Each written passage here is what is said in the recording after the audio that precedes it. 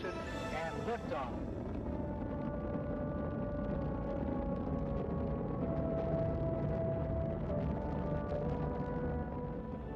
Roger, Bruce, we're watching it all. We've grown used to wonders in this century. It's hard to dazzle us. But for 25 years, the United States space program has been doing just that. The Challenger crew was pulling us into the future, and we'll continue to follow them.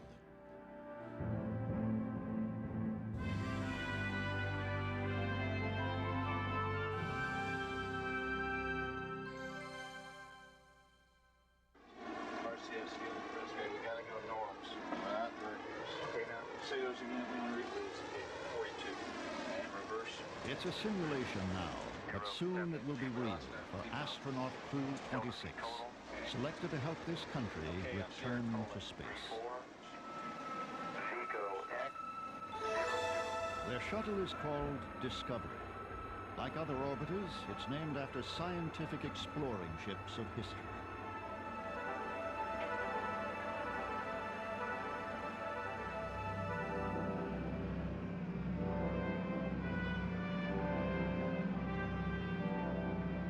Hundreds of improvements have been made in the entire space shuttle system. Here's a look at some of those changes.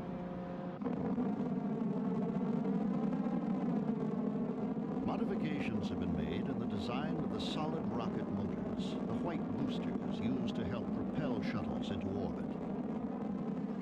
The rockets are made up of segments mated together prior to launch. Connections between the segments are called joints, redesigned to prevent hot gases from burning through.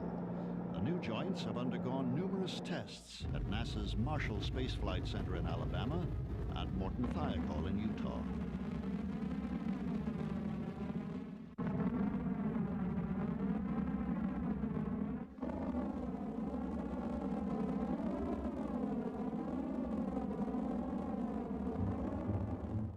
Test preparations were extensive.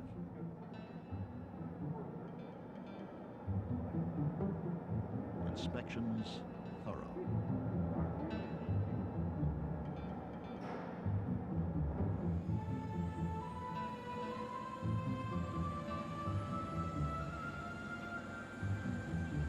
For some of the firings, defects were created both in the rocket's insulation and critical O-rings to ensure that backup systems work properly.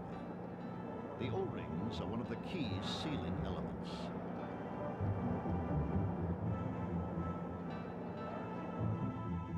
As shown in this cross-section, the new field joint has an additional O-ring. Improved insulation and a metal lip called a capture feature are also included to better combat liftoff pressures. The case to nozzle joint linking the upper and bottommost sections of the rocket is redesigned as well.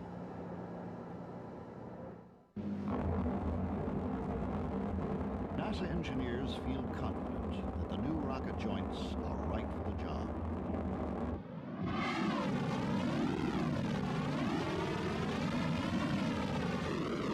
There's also been rumbling in Mississippi that it shuttle main engines, not solid rocket motors, making noise at NASA's Ground Sea Stennis Space Center.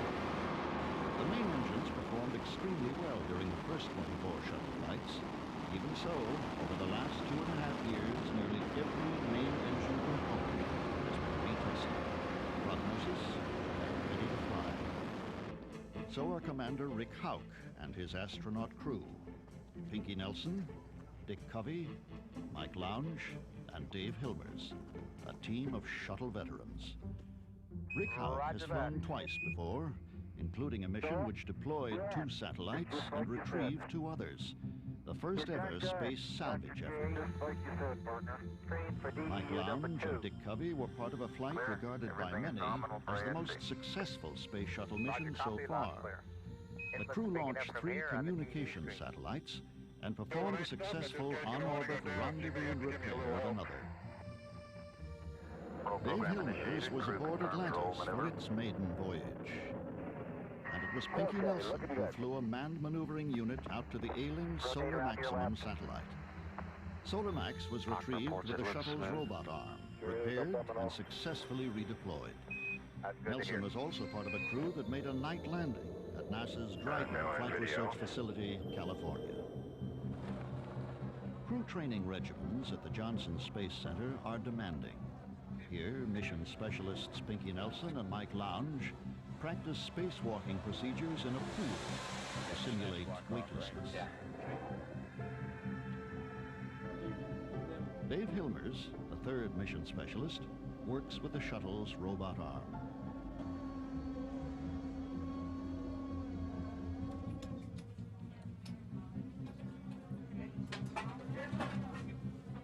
In between numerous exercises with their crewmates, Commander Rick Hauk and pilot Dick Covey take the helm of this Gulfstream jet designed to mirror the shuttle's unique landing glide.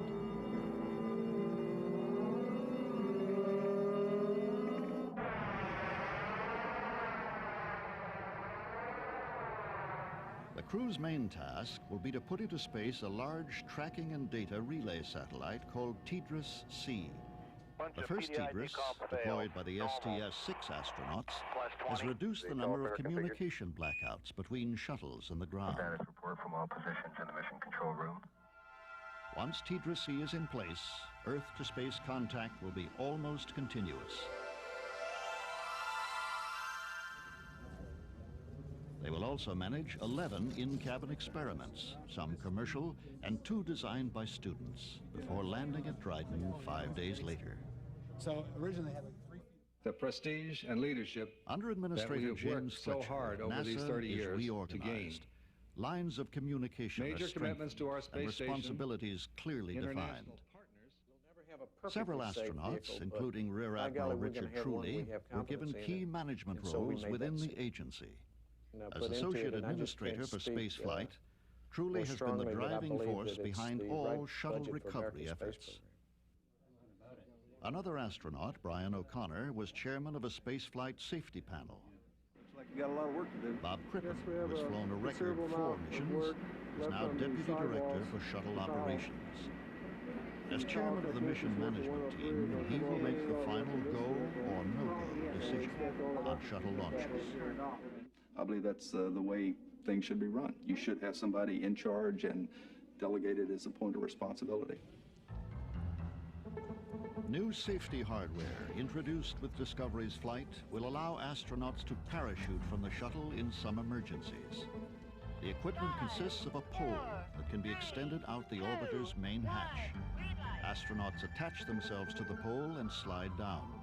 Once clear, they use their parachutes. All clear.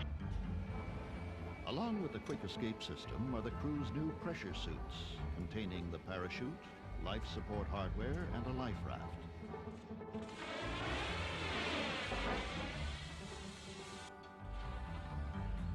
Here they practice drills with additional safety equipment, an inflatable slide similar to the type carried aboard commercial jetliners. If an emergency develops on landing, the slide allows the crew to get out quickly.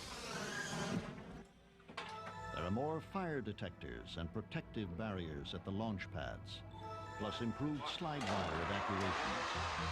If a problem arises during launch operations, astronauts and pad personnel can jump into a cage and ride to the ground, with an option to use a new safety bunker once there. 265 feet. 165 feet. As a result of tire wear problems during shuttle landings at Kennedy Space Center, researchers at NASA Langley study tire and runway characteristics. Once a tire is mounted in this carriage, 10,000 gallons of pressurized water are released in less than 2 seconds, driving it down a track at speeds up to 250 miles per hour. Slow motion photography and instrumentation are used to evaluate tire and runway surface performance. Kennedy is one of 3 landing sites in the country strategic to any shuttle flight. After extensive testing, engineers recommended that the surface be modified. A fine corduroy texture was etched lengthwise into sections at each end of the runway. Modifications in the shuttle's brakes, landing gear, and nose-wheel steering will also improve landing capability.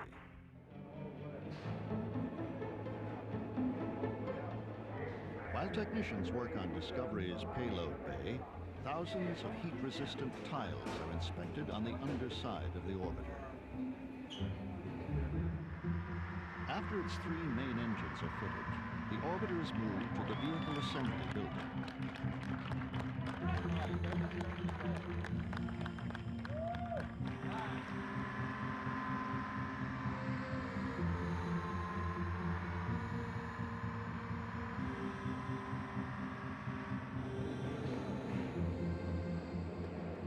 Final mating with the solid rocket boosters and large external fuel tank then takes place.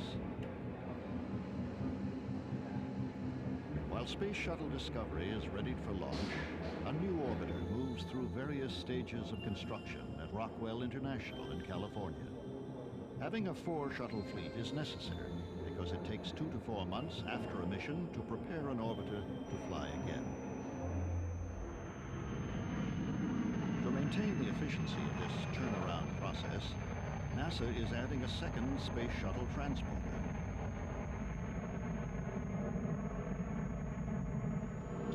Like its sister ship, the 747 jetliner will ferry orbiters from desert landing sites back to the Kennedy Space Center.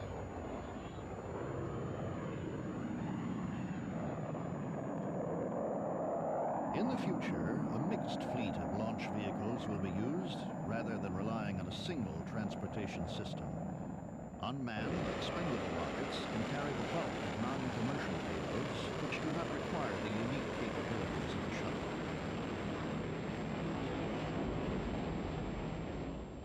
T-minus 15, 14, A 13, successful main engine 12, firing with the 11, shuttle system fully 10. Assembled We have a is go one for of the main final engine steps start. in clearing 7, Discovery to fly. 6. We have main engine start. The motors But no up and matter how running. much effort is put into making the shuttle as safe and reliable as possible, there will always be risks in the exploration of space. Commander Rick Howard. We are confident we will launch and come back safely. But there are no guarantees associated with that, and there can't be. The only way you can guarantee that much safety is to never launch. 3, 2, 1, and liftoff.